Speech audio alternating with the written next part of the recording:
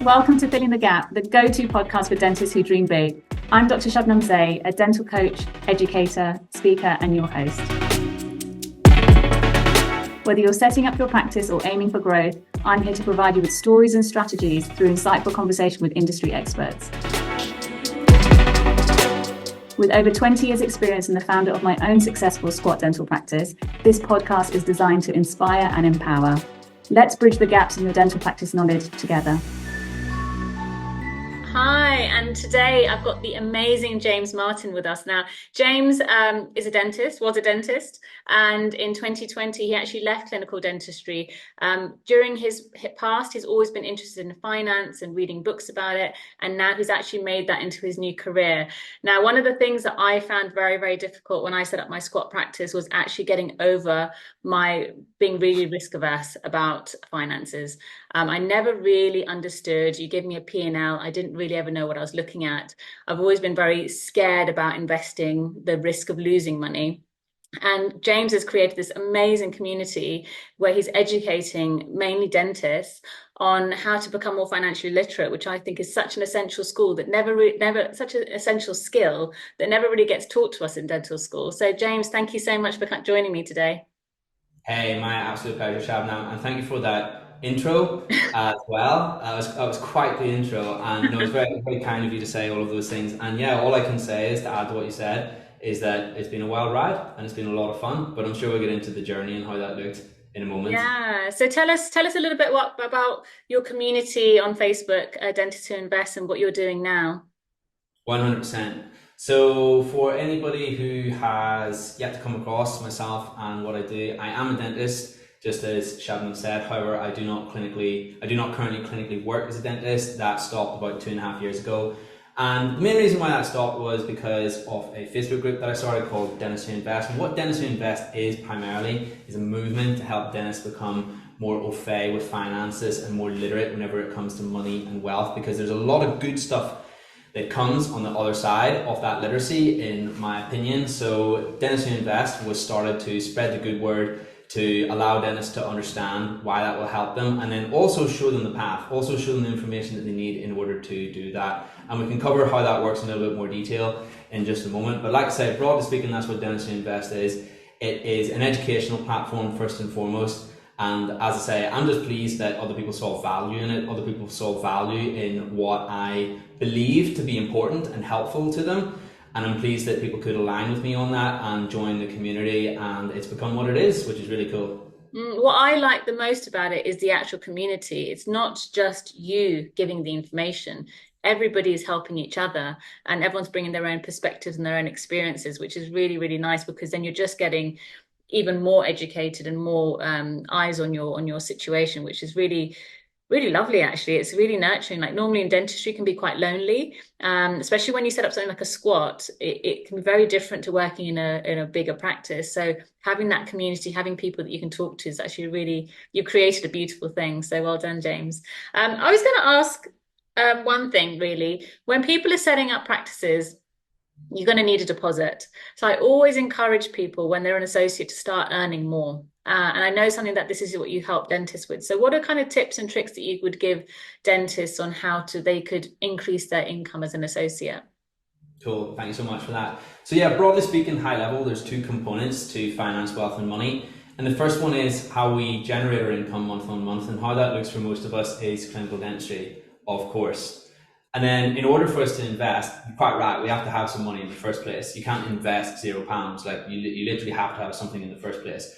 Now, as I say, the way that money typically is generated is from a clinical dentistry itself, and then we can think about what we can do with it afterwards, which is the investing side of things. What people often confuse is that they think investing will give them cash flow, as in investing is what's going to be the thing that increases their income month on month. Now, the truth is, it does. However, there's usually much more straightforward things in our hands which will enable us to get to the same outcome, usually with much less effort. However, why that is, that's probably a podcast for another day. And it applies, but it also doesn't apply in some instances. And I'll give you an example of that. You can invest in a business and a business will give you beautiful cash flow. Are you with me? Yeah. But what if you don't want to own a business and you want to have beautiful cash flow? Ah, okay. So it all comes about from having a literacy of finance and money and how it works. And one of the biggest mistakes I see of all time is when people are convinced they're going to invest in their ISA, or even worse, their pension, because it's going to give them passive income. And if we're going to deconstruct that for 2 seconds, well, a pension can't give you passive income until you're at least off pension age, Yeah. right? And is it strictly passive income at that point? Well, you did work for it at one point, so it's not truly passive in that sense. It's more residual, is a better term. So that is to say we're going to get residual income from a pension when we're young. That's a complete oxymoron. That just doesn't make sense. Those two things don't work in the same sentence. ISAs are similar. You can withdraw residual income from your ISA. However, it's going to inhibit the long-term growth of your ISA, which is actually its primary purpose. The primary purpose is for you to compound your way to financial freedom. So we're going to come back to the create wealth side of things in just a minute. Create wealth is a name for how we generate more cash flow, how we generate more income month on month. But just before we do that, does that make total sense, everything that I've said so far? Yeah, it does. That in itself is that's like gold dust for a lot of people, because a lot of people haven't heard that, and that is a very good springboard to a deeper understanding of realizing where we can and should look to achieve this goal of increasing our cash flow every single month. Should that be something that's important to us? Because it's only really worth talking about increasing our income if there's going to be some sort of direct benefit in a dentist's life. And that could be, for example, more time off, that could be more income to invest, however the hell that looks. And I feel like we should 100% be able to talk about that if there is going to be some sort of tangible benefit. Whereas for a lot of us, it's almost like taboo. We can't even go there. So we're declaring something to be taboo, but it's also simultaneously the thing that's going to help us accelerate our goals in life and ultimately be more comfortable and also be happier as well. So to me, again, that is absolutely something that we need to address, and that's actually part of the reason why I created Dentistry Invest. So let's talk about the income side of things. Here is a really nice way of looking at things, and here is a really interesting misconception I feel that is commonly held amongst dentists. Most dentists believe that increasing their income is about the next clinical course. How can I take my root canals to the next level? How can I take my endo to the next level? How can I do implants? How can I go on a year-long restorative diploma and generate a lot more cash and income? And the answer is that you will. You will become better at dentistry. You will be able to provide more value for your patient. The more value that you can provide, well, currency or money is just a numerical way of quantifying the value that you give. So you have to be able to give more value in the first place in order to be worth more. But you also need to have the skills of a cash flow dentist. You also need to be able to understand how you can be remunerated to a standard that fairly reflects that value. And that more comes down to how well you are able to articulate the value that you're giving that patient. And what do I It's mean by interesting. that? I did a master's in restorative, and I never really got any money back from it. I don't know. I just did the course. If I'm honest, I didn't realize how much I actually already knew about dentistry. So I didn't really learn that much new on the course, apart from just getting some letters after my name. And yeah, so I didn't really get remunerated for that. Whether or not I actually made the money back. The perfect anecdote right there, the perfect anecdote. And that happens all the time. That happens across the board with lots of dentists. And I'm able to see that regularly occurring through being fortunate enough to have regular conversations with dentists. Lots of the time I'm talking to dentists and I'm meeting them for the very first time, and that can happen maybe 2-3 times a day because I'm taking calls from Dentistry Invest, and it gives you really good context, and it allows you to see these things playing out and panning out continuously, time and time and time again. So here's the thing, we're not saying don't go on the masters. What we are saying is build a skill set that is complementary to your clinical dentistry. Build the skill set of being able to articulate that value very well. Some people call it sales, some people call it building value. Call it whatever the heck you want. You need to be able to explain to the patient why you are as good as you say you are and put it in language that they understand, because ultimately that's how the patient values it. And I'm going to explain more about that in 2 seconds. Does that make total sense? Yeah. Think about it, right? You know, the patient, I would propose this. This would be my proposition. The patient doesn't actually buy dentistry from us. What the patient buys is our description of the dentistry. because they don't actually get to see the dentistry until it's in their mouth. The only information they have to go off is what you said about it. You Now, say, you might have pictures, right? But they make the decision to buy before the dentistry is in their mouth. They make the decision to buy based off what you've said to them and the pictures, right? So the only concept they have of how valuable that is totally dependent on how well we articulate that. And if I say that I could be the best, and again, let me pause there for 2 seconds. Shabnam, making total sense? yeah.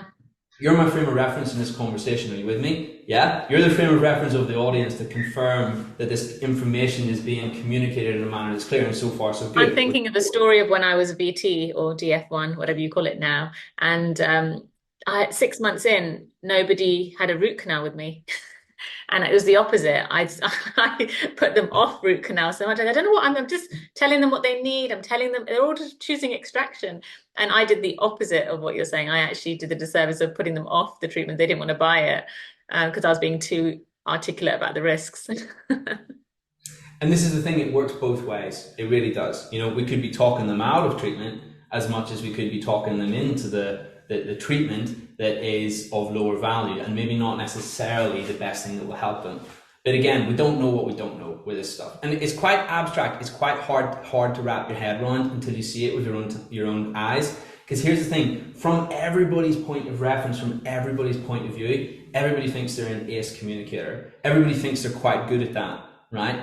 Now, here's the thing, it's only whenever you have some sort of comparative yardstick to which to compare yourself to that you'll be able to say that for sure. And what I'm saying is that actually, in my experience, there's lots of room for improvement on this front. Because when we take this to the next level, oh my goodness, it's like throwing flipping petrol on the bonfire. It takes your profitability to the next level. It is crazy. So what I'll ask is from the audience, I'll ask the audience with an open mind and just be open receptive to the things that I'm about to say. Are you with me? Yeah. And you know what? If you listen to what I have to say and you still think the same way they did, that's fine. At least you give it a fair audience. At least you were receptive and give it a go. And in my opinion, from experience, this is the sort of thing that will be able to allow a dentist, that is able to allow a dentist to take their cash flow to the next level just like that. But it all starts with having an open mind and not being closed off and seeing the world through blinkers. And I was exactly the same. I used to think this stuff had no power whatsoever. And if there's scope for me to become a believer, so to speak, which is what I am, there's hope for anybody in this flipping earth. Because I was so far over here. I didn't believe it at all. I didn't think it had any power. And I thought I was brilliant at articulating the value of the treatment that I did. But a bit like you, Shabnam, for some reason everybody seemed to want extractions from me. And I was like, hey, these are a weird bunch, but okay, I'll just go with the flow.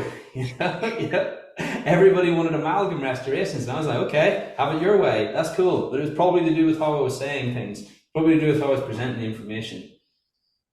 Because that's their only portal of knowledge. You're their only portal of knowledge. Yeah?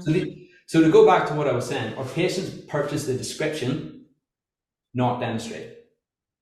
And I can give you a really nice story on that. If you think about it, imagine if I had a veil right here, and imagine if under that veil there was a Lamborghini. Now imagine if I said to you, hey, do you know under this veil, there's a Fiat Punto, Shabnam. Mm-hmm. Would you like to buy this Fiat Punto for £5,000? Most people would decline. No, thanks. Yeah. Exactly. They say no. And I'll say, oh, okay, cool. Well, you could have had this Fiat Punto right here. Pull the veil off. What's underneath? It's a flipping Lamborghini. Now, here's the thing. The only thing you had to go on was my description, which is a little bit like our dentistry. Are you with me? Yeah? Now, what would someone say to me if I did that? They'd say, what? That's not a Fiat Punto, that's a Lamborghini. Is the offer still on the table? Can I still have it? And I'll say, oh, no, it was one and done, so I game over. It is what it is. That was your one shot. Oh, sorry, did I call it a Fiat Punto and it's a Lamborghini? Actually, my bad. Sorry about that. Next person, and do the same thing again. And our dentistry is exactly like that. Pulling the veil off is akin to putting the treatment in the patient's flipping mouth. Yeah? But the thing is, they only make that decision to buy from you beforehand. So you have to be the adjudicator and decide, how valuable am I actually? You're the person who tells them that, if you think about it. You're the person who enables that other individual to understand just how good you are. And if we don't do that to a very high standard, we're never going to get remunerated to the standard we deserve. So you've got to go through all your clinical procedures and think of how you're saying it to the patient and really... Yeah, you can do it in that methodical way. To me, what I would do is I would address, okay, think about it like this. We look for points of leverage, don't we? So think about it. So the way I would advocate is this, okay, for the dentist to think to themselves, what do I do a lot of? Do I do a lot of fillings? Do I do a lot of crowns? Do I do a lot of root canals? Then think to myself, okay, cool, I'm doing a lot of this.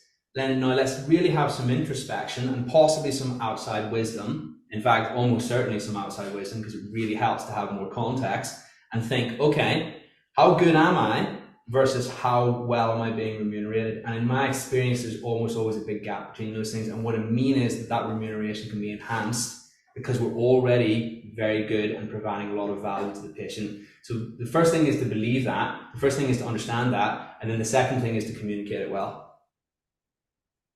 Okay, amazing. Thanks for that.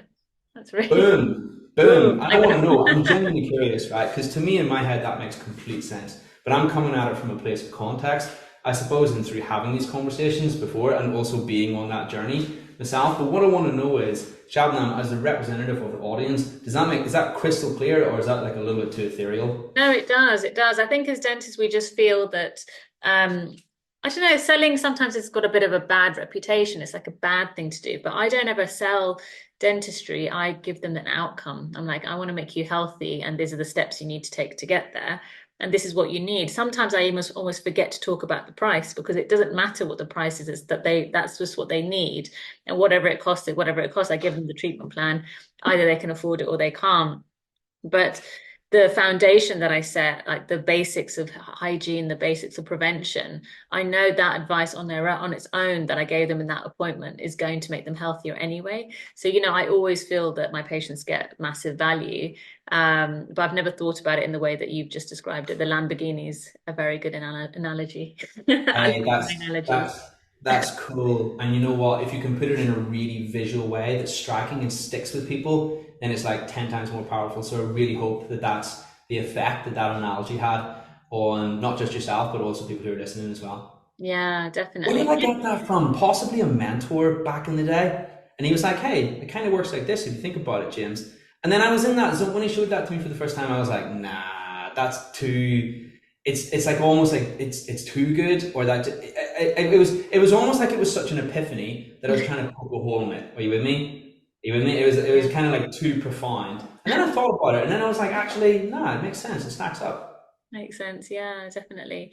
And what I found when I was younger, as a dentist, you earn quite well quite young. And I was a bit of a squirrel. I saved and saved and saved. I had lots of cash. I maybe put some in an ISA, like you mentioned. I had a pension. Some dentists don't even have pensions, but I was very unsure about what to invest in, how to invest. I just didn't know. I actually just didn't. I didn't have a mentor. I didn't have a guide.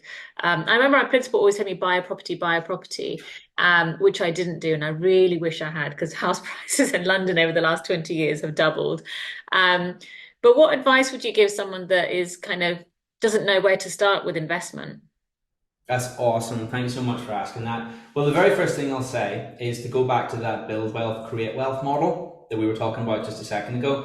The very first thing to say to anybody is to truly figure out what your goals are. Because it's only at that point can you suggest an investment. Are you with me? Yeah. So say for example, somebody wants to work until they're 70 and then retire. Well, their investment strategy will be completely different to somebody who wants to have financial freedom whenever they're 30 or 35 or something along those lines. Because inevitably, the sooner that we gun for in terms of financial freedom is the more risk that we have to take on, and is whether or not somebody's comfortable with that. Are you with me? Yeah. So say for example, I'll share this with the world. This is not a secret. I have never contributed towards a pension at the age of 32. And I don't think I ever will, to be honest with you, because I have a real bugbear with putting my money in a pot, removing that liquidity from my life, and then only really having the opportunity to benefit from that 30 years down the line, 25 years down the line. And to me, there's things that I would prefer to invest in that have a likelihood or a chance of giving me cash flow much sooner than that. One of them being my skills and knowledge. But again, not everybody wants to do that. If you really, really, really enjoy dentistry and you're quite happy to do 4 or 5 days a week of dentistry for the next 20, 30 years, then absolutely pension is a great place to put your money, because the tax benefits are crazy, particularly when you're a higher rate income taxpayer, or particularly if you've got a limited company, really good way to take money out. Yeah. For me, that's not something that I would like to do. I prefer to have a lot more autonomy than that. So the received wisdom that we should all put our money into a pension actually doesn't work for everybody. And that's one of my biggest points of contention personally, and things that I like to talk about on Dentistry Invest. But of course, this is all just opinion. You know, I feel like what the cool thing about Dentistry Invest is that it doesn't say, hey, do this or do this or do that. It's just here to challenge the received wisdom and here to say, actually, if we think about this super high level and just take these flipping blinkers off, there's actually this option, this option, this option, and this option. Not this binary do this or don't do this that sometimes it's portrayed to be. And you know Yeah. what? Whenever you have all the information and you're informed, it's like flipping informed consent for a treatment, right? You know, like Yeah, I and I go think with the center. I had a financial advisor or something when I just finished university, and he said, "Oh, you need to do critical illness, you need life, just the basic things. Buy this policy, buy that policy, do this." And I just went, "Okay." I didn't really delve much deeper than that, probably just because I just didn't want to. Um, yeah, but actually now I really that's why I see so many interesting conversations that I don't things I don't even know about on Dentistry Invest, like just conversations. I can't think of one the other day. um, Someone was looking at investing some money saying, "Oh, shall I do it this way or that way?" And I was like, this, the way they mentioned it, I'd never even heard of it. So, there's things out there that you don't even know exists. What would you say, are the real, you talk about teaching people the financial basics. What are the financial basics that you think everybody should know? Okay, so hot and fast, the very first one is to understand how money works, because that is a big old Pandora's box. Everything makes way more sense at that point, and your curiosity will lead you to want to learn more because it's really bananas and high level. And I know that I'm like kind of dangling the carrot just then. You know what? You know what? I'm actually not going to talk anymore about it. I'm going to dangle the carrot and that's it. Because I feel people are way more likely to go and research it if they do that. So I'm being like cruel to be kind in a way. Okay. Yeah, I was talking to someone about taxes the other day. So we get taxed on what we earn. Whatever we buy is taxed. And then every time, sometimes I go to shops now and I don't really use cash much, but I use my card. Every time I use my card, as a business owner, I know we get charged a fee. So before, when you had a £50 note, it could be passed down several times and still be worth £50. When now that £50 has been taxed and charged and charged and charged, and eventually it becomes nothing. And I'm like, what are we doing working for all this charges and things? So I think when you talk about how money works, that's how I think it works. It's always dwindling away. And it is partly that because you're basically the bank's passive income when you spend your own money. Yeah, but at the same time, my husband works in banking, and it's just lots of numbers on a screen, and that's technically cash. It's these numbers, and it just goes from this screen to that screen. I'm like, and it's got a bit bigger and it's got a bit smaller. It's interesting how it all works. It's kind of wild, isn't it? It's a number on Yeah, a computer screen, and we spend our whole lives basically, a lot of us spend our whole lives basically in the pursuit of it. That's actually one of the lessons that I was alluding to just then. And you know that it's not backed by anything, it's just created in an instant by the yeah, government.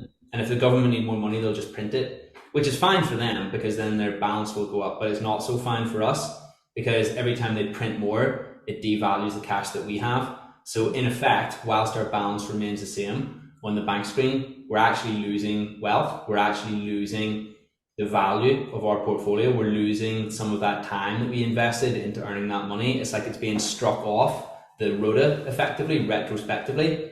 yeah, Now we're starting to think along the right lines. Now we're starting to think along the lines of somebody who is enlightened whenever it comes to these things. And there's way more to it. And don't get me wrong, I'm not putting myself on the pedestal and saying that I know everything.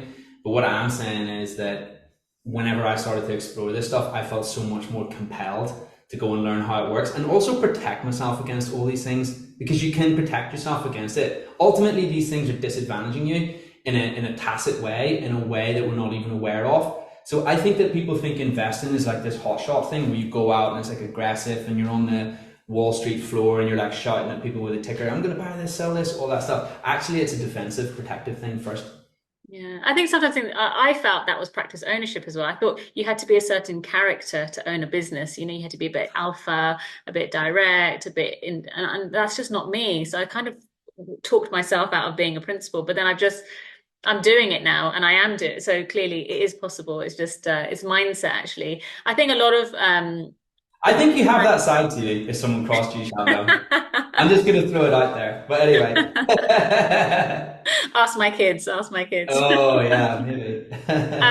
Yeah, I feel a lot of my financial restrictions, decisions I've made have been totally down to mindset. And I don't think I've really fully got to the bottom of them. But sometimes there's some things that just literally don't make sense that I do, and it's because of the way my brain thinks. And now that's something that I'm working on. It's something that I really wish I knew earlier on in my career. For you, you seem to have been looking into financial books and reading things about it from a younger age. But thinking now, like if you could go back, what were the things you wish you could have like done or started earlier? Oh, Don't this is say so Bitcoin. Everyone's good. got Bitcoin. Oh man, that was the first thing I was going to say. Yeah, My my friend said it. He goes, "What would you tell your 18-year-old self?" And he, in 3 words, he went, "Buy Bitcoin." it's funny you should say that because these sorts of posts sometimes come up on Dentistry Invest, and I'll be getting like all airy fairy, like, hey, if you could tell a younger version of yourself one cool piece of wisdom, what would it be, right? And then someone will say buy Bitcoin every single time, and it kind of just undermines the whole. I'm trying to come at it from this like philosophical kind of high level thinking aspect, and then everybody just likes that comment and no one replies, and I'm like, oh, nice one, guys, again. No, anyway, I'm kidding. Okay, yeah. So let's buy Bitcoin is off the table. That's off the table, Off the right? table. So what I would say is, okay, let's go like 18-year-old me. This is what I would do. I would say take advice, but take advice from the right people, like people you want to emulate, rather than just anybody, right? Because the reality is there's lots of advice in the world. And I would say, James, I would say listen to your intuition. I would say really figure out your goals and then use that as your metric, use that as your yardstick to decide whether or not advice is good for you, because it may or may not be relative on what you want to achieve, because it's actually what you want to do and not anybody else, right? And I feel like, to get into a deeper discussion on that, I feel like it's so easy to just follow what others say without actually really working out what you want. So I would Yeah. say that. I get that that's maybe a little abstract. Are you with No, me? not But at all, actually. I was doing a coaching call with a dentist yesterday, and she was saying, oh, how her practice manager always says, oh, you're always running late, you're always running late. And she goes, I'm just really bad at running on time. And I was like, that practice manager, is that someone that you like aspire to be like? And she's like, no. I said, is it someone that you would, if you had a really big problem in your life, you'd go and ask her for advice?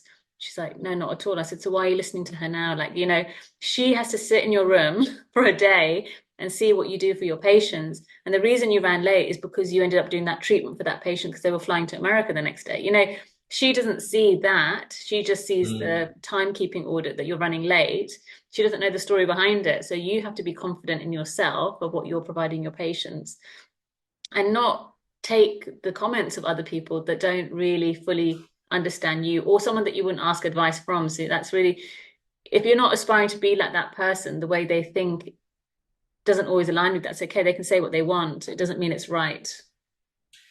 things are, in life, right? There's no real right or wrong or correct or incorrect.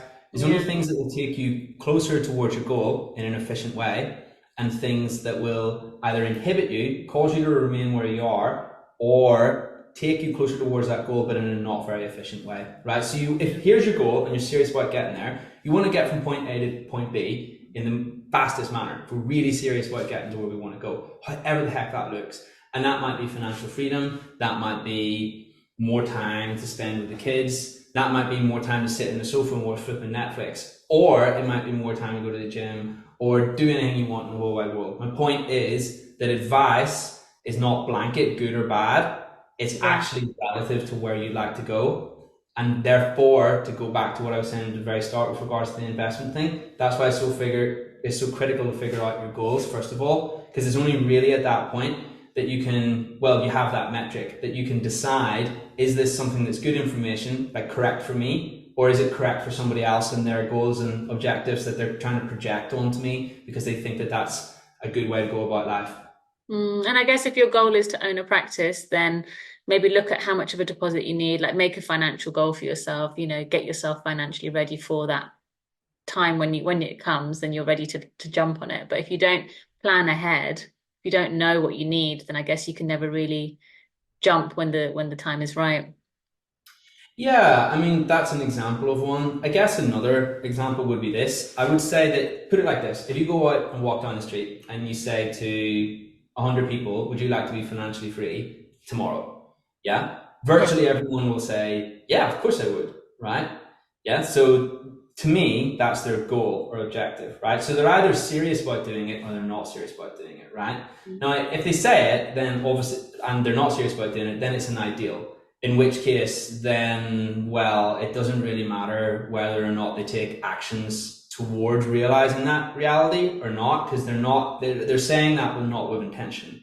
So if somebody is truly serious about that, then I would argue that of the 20 people who say that and are truly serious of it, I would say very few of their actions are actually aligned with achieving that. Because a lot of individuals' investing strategies is not actually going to give them a realistic shot at being financially free tomorrow, because usually it's the long game. Now, if we use that cookie cutter approach that everybody uses and we apply it to our own life and we're serious about being financially free tomorrow, actually what we've got to understand is that if we do the same things as everybody else, we're going to get the same result. If that's what we're happy with, that's fine. If we want more, it's about thinking differently and knowing all of the stuff that I'm referring to. And that's something I could go into podcast that we'd probably have to set aside another like hour-long podcast to explain why I said that. But suffice to say for the moment that there is more alternative means to get there that exist. You just have to know what they are. It comes about through equipping yourself through knowledge. And what it means is you have a shot at achieving what I'm talking about, the ideal, which is to be financially free and also be young. Because that is the holy grail. It's wealth plus also youth. Because wealth is the time. That's all it is. We're not saying wealth for the sake of having wealth. We're saying wealth to buy back our time. The sooner we can do that, the sooner that we can ultimately get back to doing whatever we like to do day in, day out and enjoying ourselves and having fun rather than chasing money all day. And the sooner we do that in life is the more youth we have, therefore the more potential to enjoy it and also the more time to enjoy it. Because the sooner we do that, the younger that we are, then obviously what that will mean is that we have the longest to live and enjoy the fruits of our labor. Yeah, the fruits of our labor, indeed. You don't want to look back on life and regret you didn't take the opportunities you did have. And you're right, having that clarity of a goal is something that I've started doing more and more, but not having a general goal, like what is financial freedom? You have to specify exactly what that means to you. And then it's much more likely to be achieved. James, thank you so much. I really enjoyed our chat today. Found it really enlightening. If anybody wanted to get in touch with you, how's the best way for them to contact you? Yeah, absolutely. So if you're a Facebook user, feel free to search Dentistry Invest, the Facebook group, and feel free to give that a join if you are indeed a dentist, and we can connect on there. You'll be able to see what Shabnam is referring to whenever she talks about the post and the community. So feel free to join there. That's an amazing place to connect. Or if you're not a Facebook user, feel free to head over to www.dentistryinvest.com. You'll be able to see on there that there's a variety of means in which we can get in touch, one of which is the email list. There's the opportunity to book a call, all sorts of things. But I'll leave that up to everybody who is listening to the podcast. Either way, it's been super fun to talk about all of this stuff. I really believe that this can help every single dentist, not just every single dentist, but every single human being on the face of this earth. How this journey looked for me was reading random books and not really knowing what I was going to find. So it's my goal, mission, aim on this earth to make this as accessible as possible to everybody who wants to understand it. And hopefully we've helped on that front with this podcast today. Amazing. Thank you so much, James. Thank you, Shabnam. See you soon. Thanks for tuning in to Filling the Gap. If you loved what you heard, please take a moment to give me a 5-star review and subscribe. I'd love to hear what stood out for you. You can follow me on Instagram at Dr Shabnam Zai. I offer a free discovery call to see if I can help you on your journey. If you're interested, you can book a call with me through my website, shabnamzai.com. And if you enjoyed today's episode, please spread the knowledge and share it with a friend. Thanks for listening and see you next time on Filling the Gap.